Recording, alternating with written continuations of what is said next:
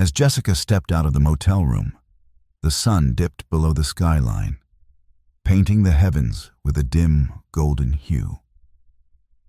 She pulled her coat tighter around her, burdened by a heavy blend of guilt and exhaustion.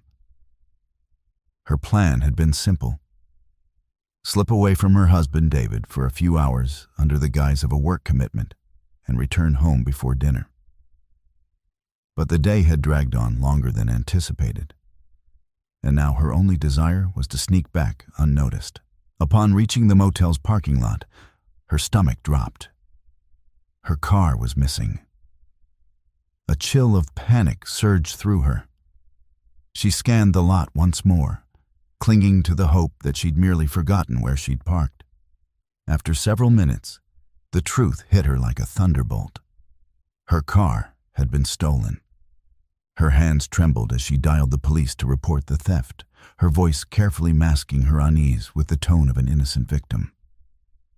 Yet, deep inside, a nagging fear whispered that this could be fate closing in on her too swiftly. She flagged down a taxi and sat in the back, enveloped in silence, her thoughts replaying the day's deceptions.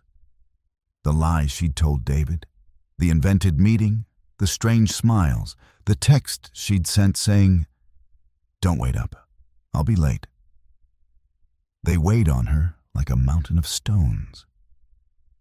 What truly rattled her was the thought of facing David without her car. He was sharp, always catching the tiniest details, and lately he'd seemed more withdrawn than ever. When Jessica reached home, the house was cloaked in shadow, the porch lights unlit, an unusual sight. David always left them on when he knew she'd be late. She unlocked the door and stepped into the cold, unsettlingly quiet interior. "David," she called softly, setting her purse on the kitchen counter. Only silence answered. As she moved through the hallway, a creeping dread took hold. The picture frames that once lined the walls were gone. The treasured wedding photo near the staircase had vanished. Her heart raced as she rushed through the house, checking drawers and closets. David's possessions, his shirts, his watch, even the old leather jacket he seldom wore, were nowhere to be found. The truth crashed over her like a flood. He was gone. On the dining table lay an envelope bearing her name. Her fingers shook as she opened it, revealing her car key and a letter. She sank into a chair, fear knotting her stomach, yet she couldn't stop herself from reading. The letter opened. "Jessica, I've uncovered everything. The motel, the other man, the lies you thought you'd concealed so cleverly. You weren't as careful as you imagined. The GPS in your car gave away your whereabouts today. I had it towed while you were in that room. Consider this my goodbye." Tears burned her eyes as she continued. David's handwriting was calm, almost eerily composed. "I didn't want a scene. I just needed you to know I deserved honesty. Your car is at your mother's in Tucson. Pick it up when you're ready to face her, or yourself, with the truth." Jessica let the letter slip from her hands, her vision blurred by tears. The sting wasn't just from being found out. It was the quiet resolve in David's words. He hadn't raged or destroyed anything. He'd simply left, forcing her to face the consequences of her choices. She hurried to their bedroom, grasping at a faint hope that he might still be there. But the room felt empty. The closet stood open, half bare, his side cleared out. On his pillow lay his wedding ring, carefully placed as if it were a final gesture of grace.